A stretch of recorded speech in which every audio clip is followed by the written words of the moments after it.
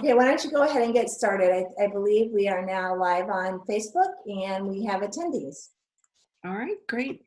Thank you, Ginger. Well, welcome everyone back to our next installment of our Power Hour. We're here to provide information and respond to any questions that you might have for us. So I'd like everyone to have an opportunity to introduce themselves. Why don't we start with Ms. Casey up in the corner there. Hi, I'm Ginger Casey. I'm Chief Communications Officer for the Kirkland School District. Hi, I'm Mike Romay, CFO for Kirkwood School District. Hi, I'm Cindy Nelson, Chief Human Resources Officer. Thank you for joining us. Matt? I had to mute. Matt Bailey, Assistant Superintendent for Special Programs and Student Services. And is Dr. Painter able to? He's texting me now. I'm on it. I did try to switch him over. I tried to promote him. Apparently he's not promotable. So Dr. Brian Painter is with us as well. He's having some technical difficulties. I think he's on the attendee side, and we're trying to promote him to be a panelist. So we'll stay in tune. He may end up popping up to join us. I also tried to allow him to talk, but it wouldn't let me do that either. Okay, all right. Well, he may regain his powers as we move along. I'm Michelle Condon, the superintendent in the Kirkwood School District, and again, welcome. So as everybody knows, Thursday is our last day of school for the school year. As difficult as the last quarter has been, it is kind of hard to believe that we're already at this point. I'm sure that many of you have enjoyed and will be enjoying quite a few parades and celebrations around the school district this week, as we have celebrated our seniors a few weeks ago, and actually graduating seniors, class of 2020, and many schools are celebrating their 5th graders and their 8th graders, kindergarteners, and we should be celebrating the staff that has helped us and has done such a tremendous job over this last 4th quarter of the school year. And as long as I'm recognizing everyone, I do want to recognize all the parents who became teachers this last quarter, stepped out of their own comfort zone to put on the teacher hat for the last quarter of the year. You know, the school year ends on Thursday for students, but we will continue to work diligently over the summer. I know many of our students and parents and staff are feeling a little anxious about what the next school year might bring. We will be meeting regularly over the summer and taking the current health situation into consideration, receiving input from a variety of national and local health providers to help us establish a plan where we can really provide the very best educational opportunities for our kids. I've been meeting regularly with other area superintendents to start to pull together some of these plans. And our new superintendent, Dr. Dave Ulrich, will be joining us as we move forward in doing the planning for Kirkwood. We'll be sharing those plans with our administrators and our school board members, and hopefully getting some input from them along the way. So as you know, we are approaching June very soon, and June 2nd is our election day. And so just to remind everyone to make sure to get out and vote on election day, whether you're voting by absentee ballot or in person. We do have safety measures in place in all of our buildings because we've just welcomed back many of our support staff members this past week to work in our buildings, our custodial staff, our grounds crew, our maintenance staff, and our print shop. And so we are practicing safety measures for everyone who enters the buildings.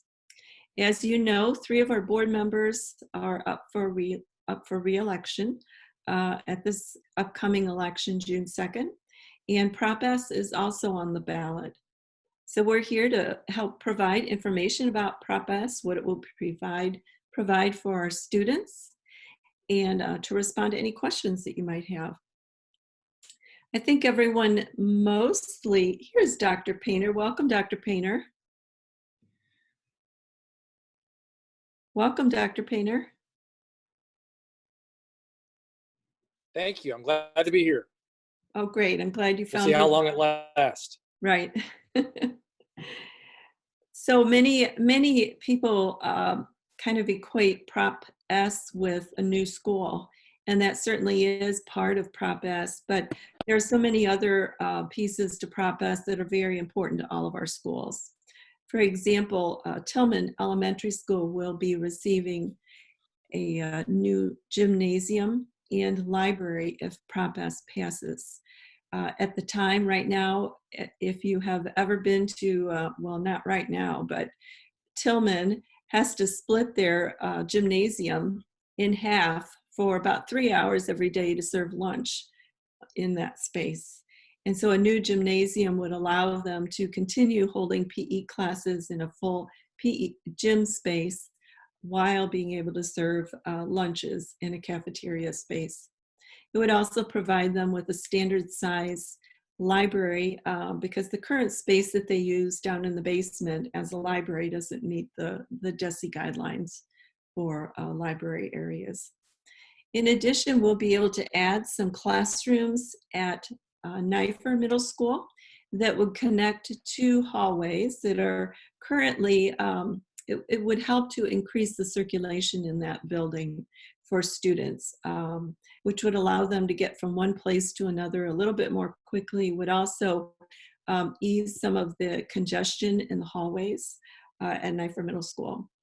Additionally, Prop S would allow for us to convert the office space at the Administrative Services Center into classrooms for North Kirkwood Middle School. North Kirkwood Middle School will be growing this year with an extra large 6th grade class, and then the following year with another large class. So they're going to need to phase in classroom spaces that are currently not available. If they move into the spaces at the Administrative Services Center, then our offices would be relocated into the Huff building, which is at Adams and Sappington.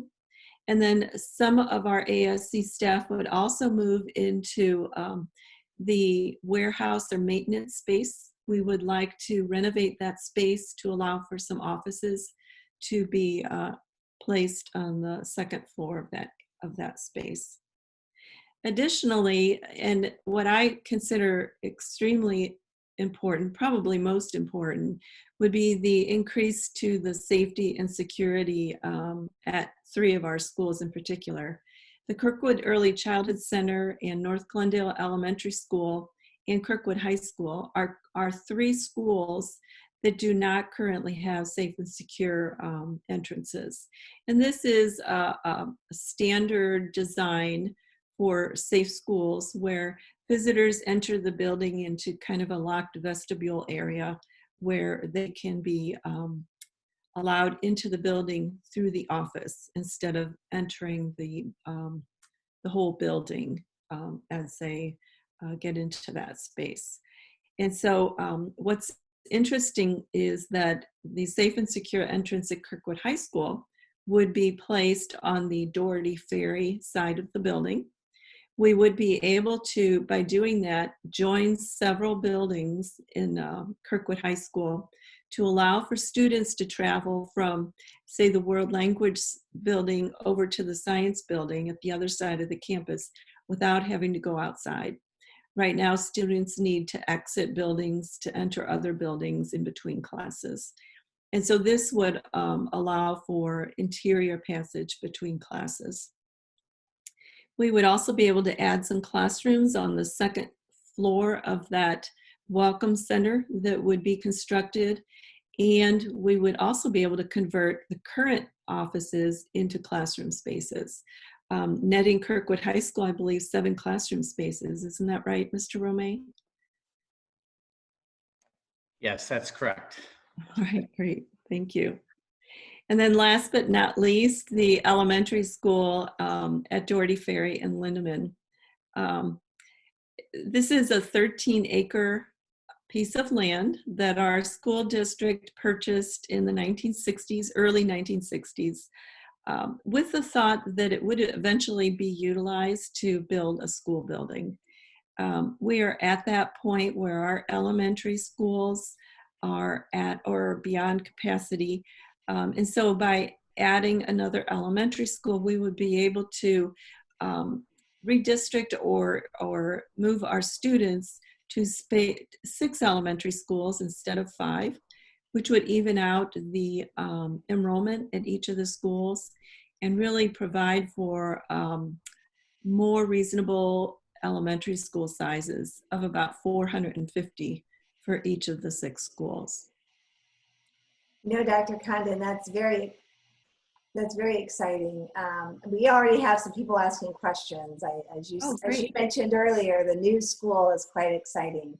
And so someone on Facebook is asking about, and Mike Romay, this may be a good question for you. What is the environmental impact on the surrounding neighborhoods like Sugar Creek?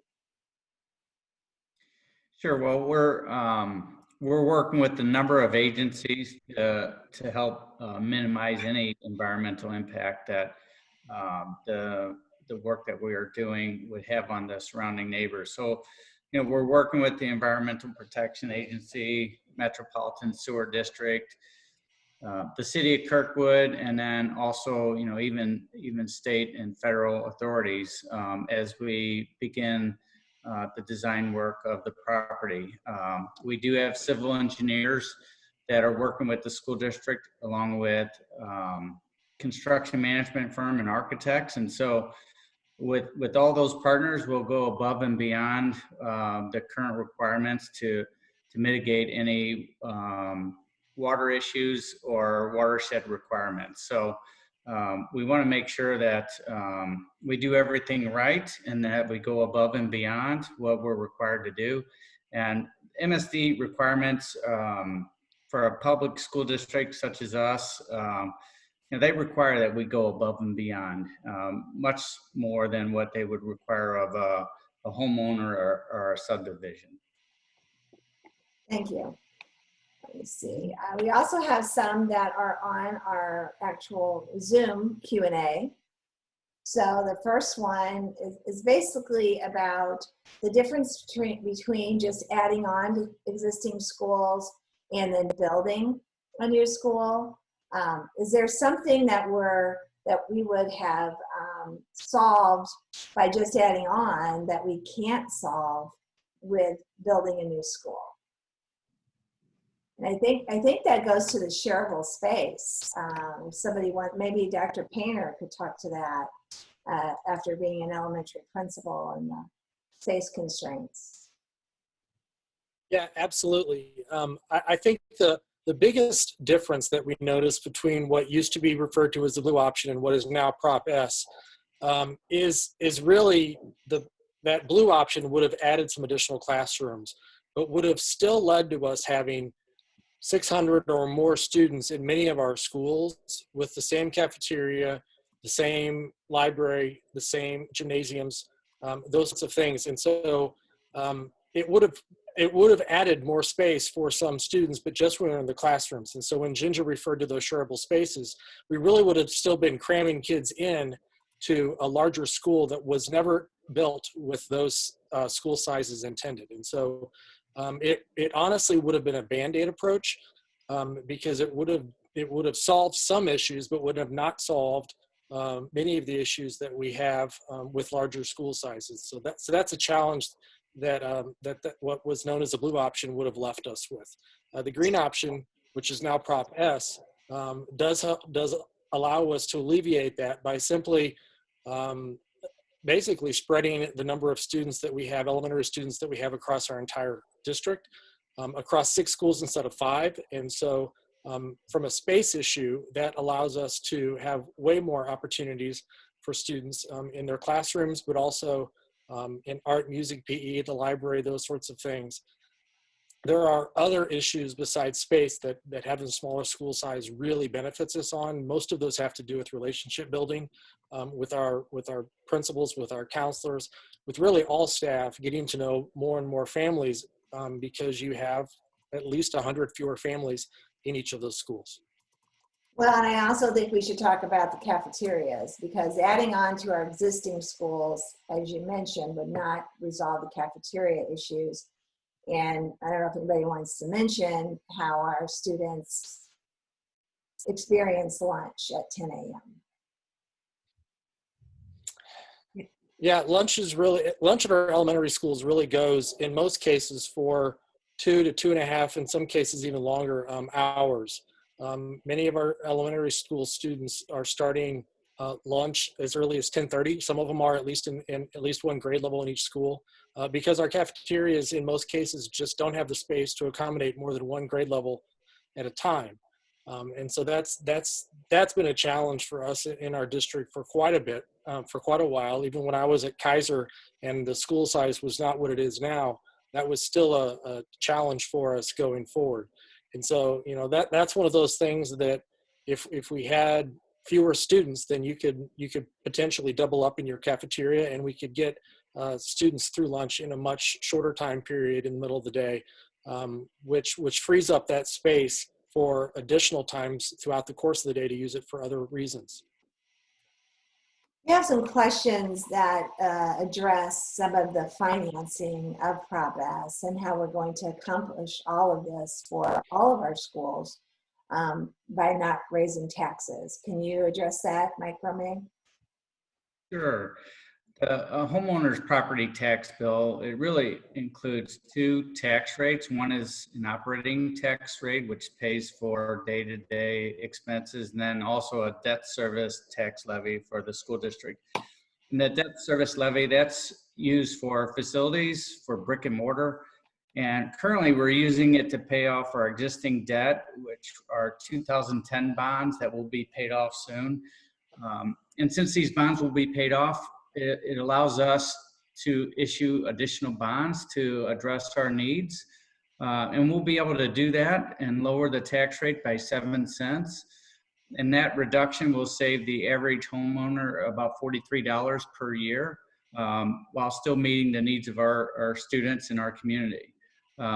So it's a good opportunity right now. The need is there. And the opportunity to issue the bonds is present, and also the fact that interest rates are historically low is another great opportunity. Rates we can expect to pay between 1 and 1.5% on the bonds that we issued, which is great news for the school district and our taxpayers. We have a follow-up question to that, and that is, how long do you think it will take to pay off those bonds? Well, our projections are very conservative. We do that to be conservative and to be transparent and not to overpromise. And so currently our projections estimate that it'll take 17 years to pay out these bonds. But the bonds that we issued in 2010, we'll have those paid off in 12 years. So again, our projections are conservative, and right now it's 17 years, but that was also in part based on higher interest rates when we developed those projections. So we do expect to pay those bonds off sooner than 17 years. And what is the interest rate again that you're thinking that we will be able to get with the bonds? The projections, we were using 1.65%. It's dropped since then. It all depends on when the bonds are issued, but right now it's below 1.65. It's probably roughly around 1.3, and I don't anticipate that changing anytime soon. Someone wants to know the breakdown of how the bond is structured, the new school, and then also all the other improvements, capital improvements we'll be making to the school facilities. Sure. Well, the new school we're estimating will cost roughly $40 million, and then $30 million is for the rest of the work, which, as Dr. Condon had mentioned, is additions on 3 of our buildings, safety improvements on 3 buildings, and then also expanding our building and grounds building. And of course, the 40 million also it clears up the overcrowding at all the other elementary schools as well. So it's a new school plus the benefits that our other schools will see. Yep, it benefits all schools. It's you know, one of the things that it does that the blue option didn't do, that you know, with the shared spaces, we talked about that, but also just relieving some of the traffic around some of the schools, so it will help with that. And so there's a lot of benefits: smaller number of students, and you know, and even with the new school does provide additional classroom space that adding on to the 3 elementaries would not have provided. Ms. Casey, I can speak a little more about the enrollment piece there. Right now, our elementary schools, 5 of them that we have an average enrollment of about 540 students, which, one, if you compare us to some of our surrounding districts, we're the highest average enrollment compared to many of our comparable districts, which this is my first year in Kirkwood, and I can already tell that that is not going to be acceptable for us. I mean, Kirkwood students deserve the absolute best. So if we built a new elementary school, we could fill it with 450 students just today, which is actually a higher enrollment number than many of our buildings were at within the last 10 years. So without even any enrollment growth, we'd have 450 students in that elementary school and in the other elementary schools as well. Our projected elementary growth would put us around 480 to 490 students in each of our elementary buildings. So basically, one way that every building is benefiting at the elementary level is you're essentially pulling out 90 to 100 students from each building, or what could be equivalent to a grade level, and moving them to another location. So the number of spaces and the amount of room that an entire grade level takes up will now be open for other people to be able to use as instructional space.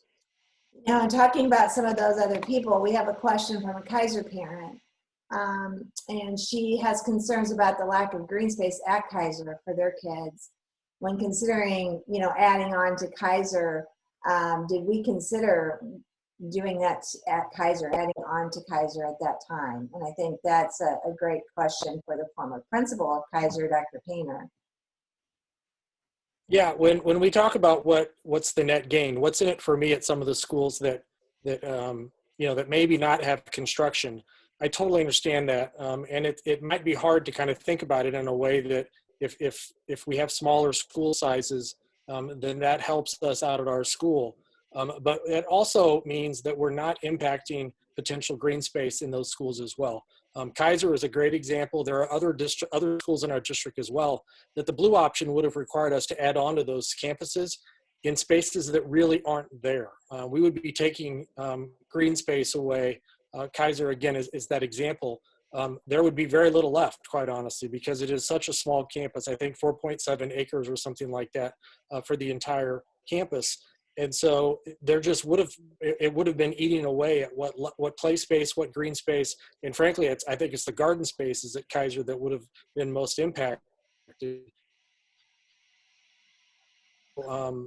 That's just one example, and I think at other schools, frankly, we would have had to have added on more at one of our elementary schools, which again would have made that school even larger than it would have been otherwise. And so we wanted to make sure, and I think the board was very smart in thinking about how can we best address this for the long term, because even with what was the blue option, there's no guarantees that we wouldn't have needed more space in another 5, 6, 7, 8 years. Great, thank you.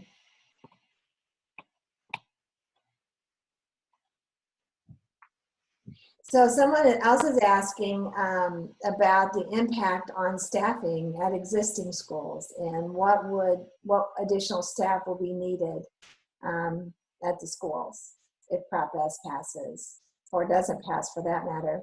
Maybe Ms. Nelson would like to address that. Sure. Education is a service that we're providing to our community, and without those amazing staff members, we wouldn't be able to provide the level of education that our community expects. And one major variable of our budget is enrollment. When enrollment increases, we have to add staff. We add teachers, counselors, nurses, specials teachers, and the reality is that our elementary enrollment is expected to increase. Regardless if we build a new school, we're going to need to add teachers, including at least 2 counselors to address the increased enrollment and travel between schools, additional teachers for specials like PE, music, and art. And with a new K-5 elementary school, we expect to voluntarily transfer teachers from existing K-5 elementary schools, which will offset the cost of classroom teachers.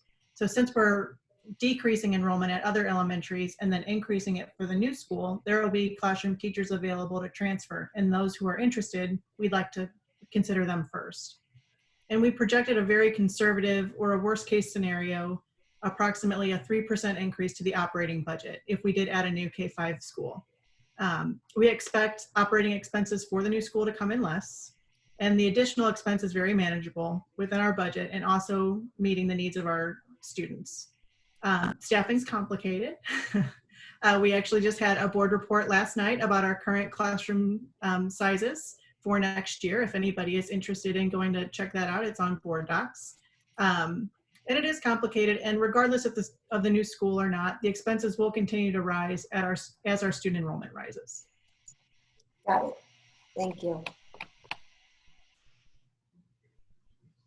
One other question is if this, in this uncertain economy, what impact do you see on future KSD enrollment in the long term, Dr. Condon?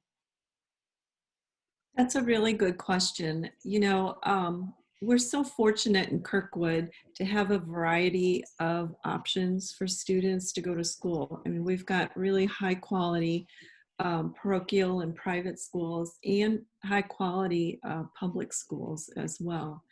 And what happens when the economy drops and unemployment increases is that sometimes parents need to make some difficult choices about where they decide to enroll their children. In some ways, we are so fortunate because the Kirkwood School District does offer a high quality education for students. And so we know historically, looking back to when the economy crashed in 2008, we did show an increase in our enrollment, particularly from private and parochial school students who transferred to Kirkwood schools. The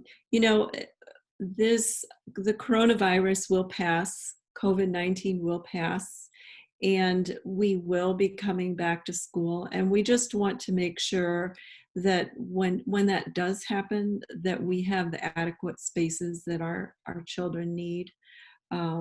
We have some time right now to be able to do some creative things in order to accommodate our students. But this will not go on forever. And we don't know what the economy will bring to us moving forward. It's kind of an unsure time right now.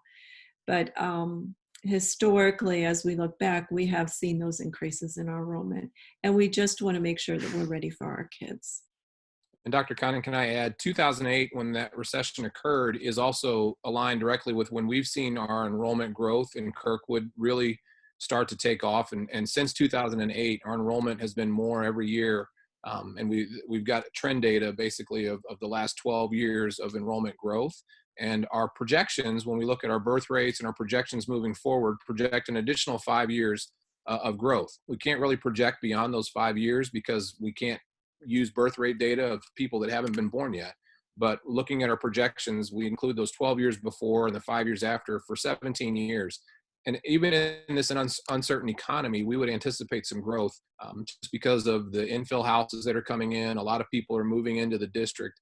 And just one positive thing that I think comes out of a bond issue when we have an uncertain economy is that if we have construction going on, those are jobs, and those are jobs for people to have. Those are jobs for construction companies. Those are jobs for bricklayers. Those are jobs for carpenters and electricians, and all of those things benefit not only our schools, but benefit our economy as well. That's a good point, Dr. Bailey.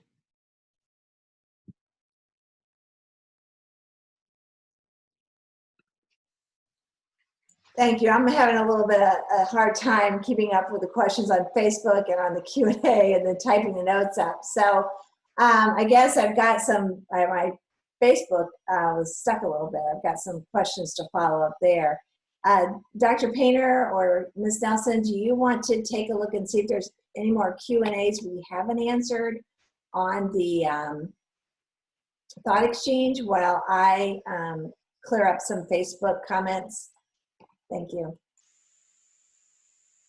Sure. There's a question here about the property on Daugherty Ferry at Lindemann and just what Kirkwood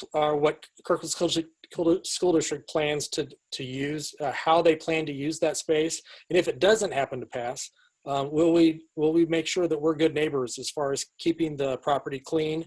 Many of you may know that it hasn't been touched in many ways for quite some time. And so there's honeysuckle on it, for example. And so there's a question about, kind of how has that space been used and what are the plans going forward, whether it passes or not. Mr. Romeo, you want to tackle that one? Sure. We definitely want to be good neighbors. So we have done some work to try to clean up the honeysuckle, and that work will continue. But it's one of those things that is I think always going to be a challenging, something challenging to stay on top of. But we will try to get it as clean as possible. And if Prop S doesn't pass, I don't know what will end up happening with the property. That's hard to say at this point. I will say, it's land that the district has owned for almost 50 years. And just in case anybody's curious, the address is 1774 Daugherty Ferry Road, if you wanted to take a look at the location of the land. It is 13 acres, and right now it's pretty overgrown. We've had a few field trips to the area by students over time. So, it's definitely not being utilized the way it could be used. I do know that the land was purchased to be used as a school.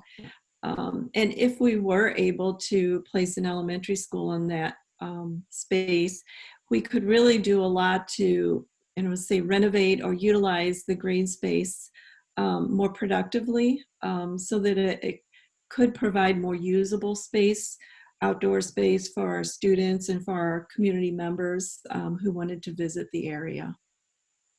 And for people that aren't real familiar with the area, the access into the property, we own a house. That's the address at 1774 that we own that provides the access into the property. So once Prop S passes, we would use that. We have roughly about 500 feet along Daugherty Ferry that will provide the entrance into the site. I might add something about the bell schedules for the schools that are located in that area. So I'm sure everyone knows that St. Gerard is right up the street and Kirkwood High School is right down the street at that point. But the elementary schools don't really begin school until 8:45. And so that's almost an hour past the time that Kirkwood High School for sure begins school. And I believe also St. Gerard. So the traffic patterns would vary. So would not increase traffic at those early times of the day when the other schools are just starting. I've seen a question on here as well about if a couple of the buildings are not getting some additions, how will they benefit from us building a new school? And I think one, we talked a little bit about the shifting enrollment. So if we have an average of 540 kids in each building now, and we're able to build the new building to give us an average of 450, what that does is it opens up instructional spaces for us to be able to address some of the pressing needs that we have. If you take a tour into some of our elementary schools, and I know just coming in, looking at those, you walk through the hallways, what you see is you see kids who are getting reading support, math support, behavioral intervention, in some cases, some of their speech or language or special education in spaces that were not meant to be instructional spaces. I personally have seen even ELL instruction happening in what is clearly labeled storage. with breakers behind them and places that were just not meant for instructional spaces. So how do buildings benefit without a new construction being on there? When students are moved to another building, these instructional spaces now open up. For our most needy learners, the kids who have the most significant instructional needs can now move into some of these spaces and get that direct intervention and that direct instruction. And I know that in the Kirkwood School District, we are really concerned about students' social emotional well-being. And I just know that if I was a student who struggled a little bit with reading, and I was out in the hallway getting some of that instruction and an entire kindergarten class walked past, I would probably not be that happy about people seeing me struggle. So what we're able to do with the new building, one, is be very intentional about the instructional spaces that we create, knowing that education today is different than education was when our buildings were built back in the 20s, and the additions that have been put on. And then two, it also allows those buildings that are not necessarily getting an addition to be more creative with the space they now have and to provide some of those instructional opportunities for our kids who deserve it. All of our kids deserve the absolute best education we can give them. And when I have a student that's in the hallway getting their reading intervention and classes are walking by, that student may not be getting the best service that they can get, and we can do better. So just as a frame of reference, Kirkwood's newest school was built in the 1950s, which is almost 60 years ago. One thing So I when do you- say, Dr. Condon, about that is Kirkwood, our newest elementary school was built in the 1950s, which is, about 20 years before special education was even a law. So what we can say is that none of our elementary buildings were built with special education in mind for students with accessibility, but not just mobility issues, but learning struggles, social emotional struggles. And so what is exciting about a new building is we can be very intentional about the space that we design for the learners that we have, and not just now, but in the future, and really work with the students that we've got and work with the teachers to create some pretty cool, exciting opportunities for our students. So what's very interesting is, Westchester is our newest elementary school. And again, special education law was put into place 1974. So all of our buildings were built, 20 years before that in some cases. They just were not designed with that in mind. And what's exciting is we can design for all learners, not just some learners with the new building.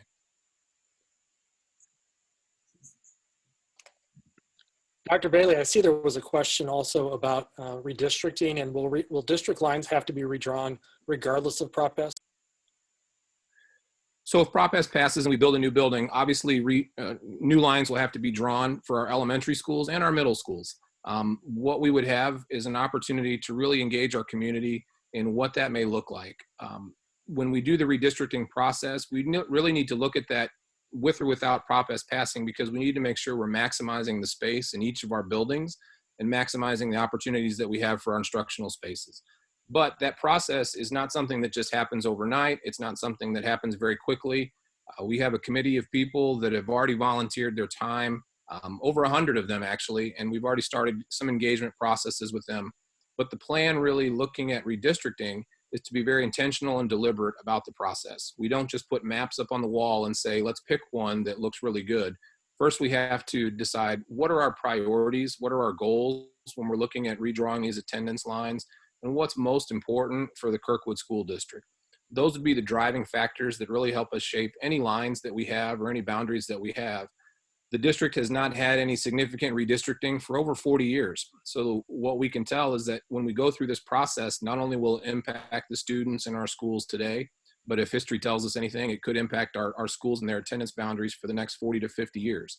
So we take it very seriously. We put a lot of thought into that. That process will take at least a school year or longer to go through. And if a new building opens, we'll have a little bit more time to really be intentional about that with our community. But the engagement process and the community input process will be very important. Before, again, we look at any maps, we want to make sure that we hear all the voices of the people that are going to be impacted by those types of decisions. Mr. Romay, I see some additional questions about traffic around the Daugherty Ferry property. Specifically, it looks like after school with some concerns about traffic from St. Gerard's and the high school. And also just the amount of people who drive that road, Daugherty Ferry, just that have nothing to do with the schools, maybe going to work, that sort of thing. So can you talk a little bit more about the traffic study that was completed and what the findings were? Sure. Well, I think the main finding was that the peak traffic time is at 7:45 in the morning, and that's really due to our high school traffic, but also, just neighborhood traffic going to school. St. Gerard starts around the same time, so there's a lot of traffic at that time. Fortunately, the new school would open an hour later than that, so it wouldn't be opening. There wouldn't be the same traffic for the new school during that peak time, which helps. And similar in the afternoon, the high school lets out before 3, so a lot of that traffic would already have been cleared out before the new elementary school would close. Same with St. Gerard, their closing time is right around the same time, 3 in the afternoon. And our new elementary school would end later than that. So I think fortunately the school peak times for the new school is outside of the main traffic times in that area, which will help minimize any traffic congestion. And And I can, oh, go ahead, Mike. there were some concerns about access off of Lindemann Road. We are not planning to access the site from Lindemann Road. Currently, that's our only access into the property. It's not a whole lot of space, and that it's a smaller road. It's on a curve and a hill. But as I had mentioned earlier, fortunately, we do have about 500 feet along Daugherty Ferry with at 1774 Daugherty Ferry. That will be plenty of room to provide an entrance into the site. Also, the traffic study recommended like a left turn lane and right turn lane into the property. And so we'll be able to do that without needing to widen Daugherty Ferry or use any neighbor's property. Because we have the property, we own enough property to be able to accommodate those, that left turn and right turn lanes. We'll have a traffic signal, it'll have crosswalks, it'll have the flashing school zone signs, the flashing hybrid beacons. So a lot of safety precautions in the area for our kids and community. Hey, Mike, somebody also asked about, obviously when they did the traffic study, they also looked at people in the neighborhood that are driving to and from work, that type of pattern, the civil engineer, the engineers that looked at this, they took all that into account, did they not? Yes, they did, and they counted traffic. They took their traffic counts over a week. So they looked at that. They got information from St. Louis County. So all that was included in the report and the findings that they issued and recommendations. Thank you. And it's on our website.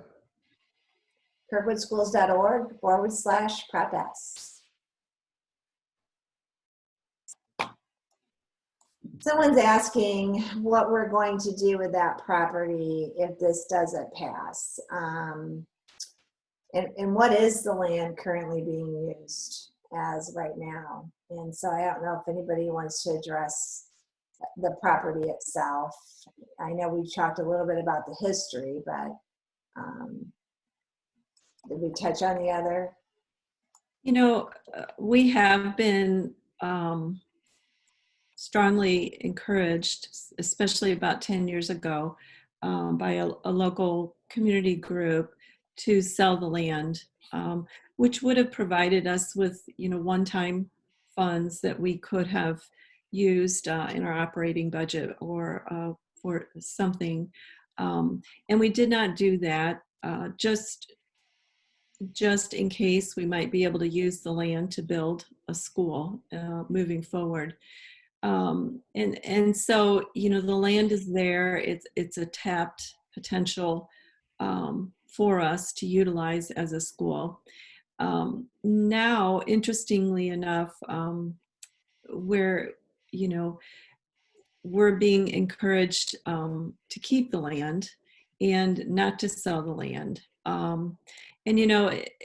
For us to keep the land and not utilize it for our students, I just don't know the wisdom of that. There is a history of us trying to build on that land several times. Mr. Romay, do you have a better idea of that history? Could you talk a little bit about that? It was a bond referendum 3 different times, 89, I think it was 89, 90, and 91 or 92. So 3 different years, right, near each other. And so it was not, during those years, it was not successful. So this will actually be the 4th time that we've tried to build on the site. I would imagine if we did sell the land, it's in a pretty desirable area. And I would imagine that if we did decide to sell it, that a developer would probably be interested in using the land for some other purpose. Yeah. Yeah, speaking of that history, a lot of people have talked about, our enrollment throughout the years. And everybody remembers the baby boomers, or, that era when they rolled through the school districts. And our enrollment at one time was 10,600 students. And we did have 11 elementary schools. When the boomers kind of moved out of the system, as they have, I'm a Gen Xer, so as they have my entire life, there was a lot of empty school buildings, and some of those school buildings were sold or closed. And it was right around the late, the late 70s, early 80s when that happened. And then we started seeing an uptick for a little while there in the late 80s. And that's when they wanted to build a new school on the Lindemann site and tried to get that accomplished. So I do think that there were extenuating circumstances back then as to why it didn't pass. I don't really think you can compare our enrollment growth that we have seen over the last 15 years with the baby boomers. Right. It's an unprecedented time in our history, but certainly it is a trend of increased enrollment that we're experiencing over the last 15 years. And really, birth rates are just one component of enrollment. Increased birth rates may increase enrollment, but we had seen a phenomenon in Kirkland over the last at least 5 years, probably since possibly 7-8 years, where homes were being torn down and new homes being built, and many of those homes were larger with 3-4 bedrooms, and families were moving into those homes. So it is a pretty complicated formulation to predict what enrollment will be. I'm hearing that because of COVID and everyone having to stay at home, that there may be an increase in births in about 7 to 9 months. So we don't know what lies ahead of us 5 years from now. Dr. Bailey, did you have any more information about enrollment? Yeah. So birth rate is one way that enrollment can be calculated. What's hard to calculate is move-ins or transfers in. And for the last 10 years or so, we've averaged over 100 plus transfers into our school district each school year. So one of the things that we talk a lot about when we're talking about enrollment is we do talk a lot about the kindergarten enrollment, but something that we always have to keep in mind as well is that our grade levels have also shown growth every year from year to year. So for example, the graduating class of 2020 that just had their beautiful parade are about 100 students more than when they started in kindergarten. And our current junior class is about 120 students more than when they started in kindergarten. In fact, if we go backwards and look at every grade level, every year they are higher the next year than they were the previous year. So not only are we experiencing growth overall, but each grade level tends to grow anywhere from 2 to 3% every year. And when you're talking about 400 to 500 students, 2 to 3% can be the difference in one building of 4 sections or 5 sections. And in some of our buildings, we're right on the edge of needing an additional section if 1 or 2 kids just move into that particular grade level. So you can imagine that if 1 or 2 kids come into a building and it causes us to need a new section, that new section needs a space to go. And it's not just a large kindergarten enrollment that would cause some of these enrollment pieces, but every year we've seen growth from one grade level to the next. And in particular, we've seen some transfers in. This year alone, if you take the transfers in and subtract the transfers out, we actually gained over 200 transfers in from just various areas within either outside of the district or outside of the state, or even within the district, some private school students that have transferred in. I think that the draw to the community of a high-level Kirkwood education is one thing that certainly brings people here. We've got award-winning schools and award-winning students, and I think people want to be a part of that community.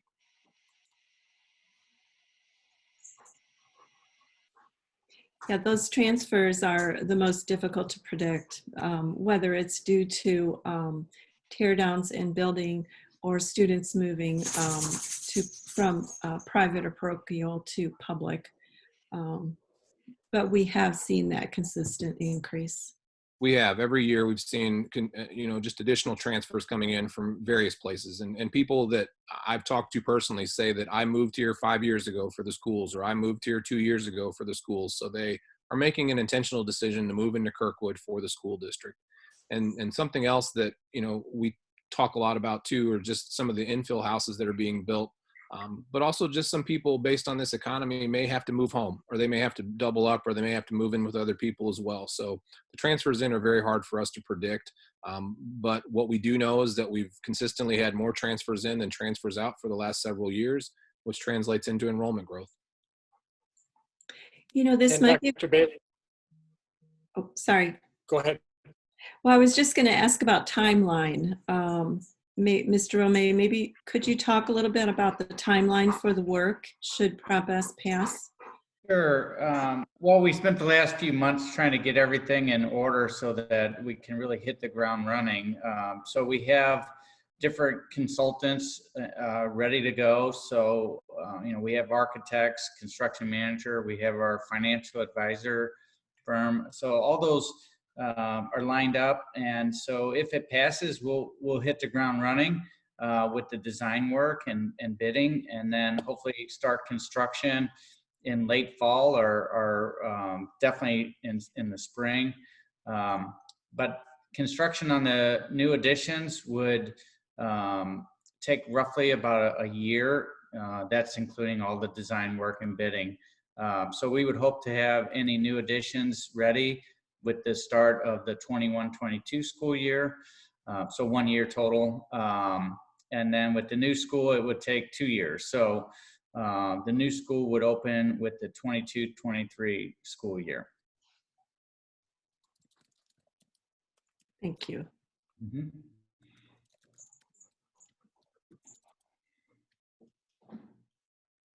I know one fear that some people have that it's come up too, because Ms. Casey talked about when we had 11 buildings and there were some closures in the past. Adding a new elementary school, like I said before, would put our average at 450 students today. If we built it today and could open it up, would be average of 450 students. There was a time just even in the last 10 years where we had elementaries that were under 400 students, and we didn't close any of those elementary buildings. What we see now is opportunities for us to capture any open space to provide learning opportunities for all of our students. I can go into one elementary school building, and in one space that was meant to be for one teacher or one specialist teacher and students, we have a speech pathologist, a social worker, an educational support counselor, and then occasionally another social worker will float in to provide support. So 4 people sharing space, working with students on some of their more very difficult topics to process through, and something that shouldn't have an audience, but because of our space considerations, we have spaces being shared. So I would not be worried about closing any of the spaces. If anything, opportunities like this give us a chance to really get creative with the space that we have. And I find it very exciting to think about the opportunity for building a new building, especially if one hasn't been built in over 50 years, and we can really make something cool and exciting and something that our students deserve. So I think it's just something that's really exciting to look forward to.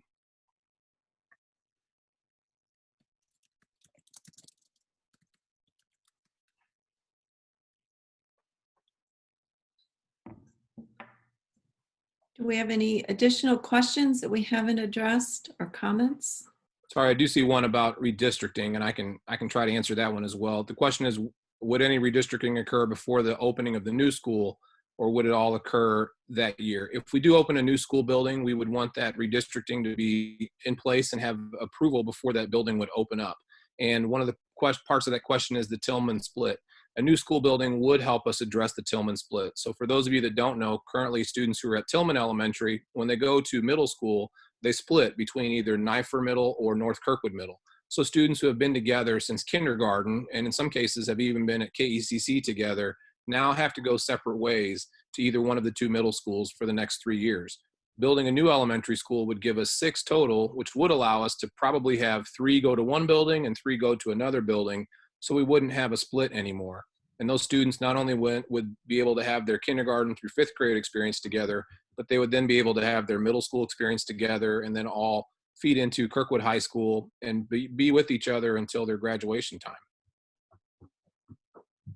That's a good point.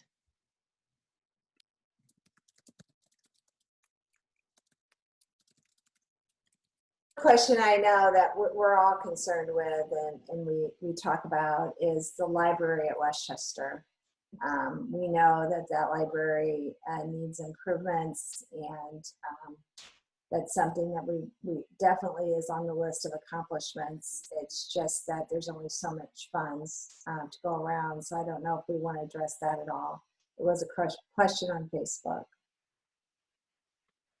I can address that. You know, our hope would be that when we bid these projects, that they come in less than what we projected. We also, in our budget, we put in contingency funds, and usually we don't use all of the contingency funds. So I don't know if there is any leftover money. You know, I can't say how those funds would be used. That's something that will have to be determined down the road. But I do know when we issued the 2010 bonds, we had leftover money from those bonds, and we made the improvements to Westchester, the front entrance improvements to Westchester and Tillman. So, you know, hopefully we would be fortunate enough to have some leftover funds and then be able to decide how to use those funds. I definitely would like to compliment the board and Mike Romay and the facilities department on the reason why we have funds. Typically when we do a construction project is because we have an aggressive bid system that's within our school board policies, as well as a team that makes sure that we're getting construction projects done on time and under budget. Mm-hmm. Thank you. I don't compliment you very often. Speaking of our Board of Education, I did want to put a shout out to our current Board of Education and our former Boards of Education. You know, we had some quick and difficult work to do over spring break when we were faced with the fact that our students would not be going back to school. And if it were not for the forethought of our Board of Education and for our community to have approved a dedicated technology fund for our schools, it could not have gone as smoothly as it did. I know that many school districts struggled, and just to have the opportunity to provide those equitable learning experiences for all of our students is it's just pretty amazing. So I just want to thank our past and current boards of education for providing for those opportunities for our kids. Okay, we're on the 7 o'clock hour, Dr. Condon. So do you want to close us for the evening? Sure. It was just great to have so much input and so many questions. It's exciting to see people getting involved and becoming interested. Please continue to reach out to us. We will be back here, Ms. Casey. Oh, I knew you were going to ask me. Next Tuesday, I think at noon. I believe so. I think at noon. So if you have friends that were not able to join us, please encourage them to join us for the lunch hour next Tuesday. And thank you all for taking time out of your evening. I hope that this Power Hour was helpful.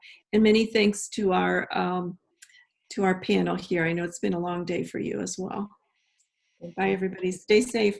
Bye. Thanks. Bye.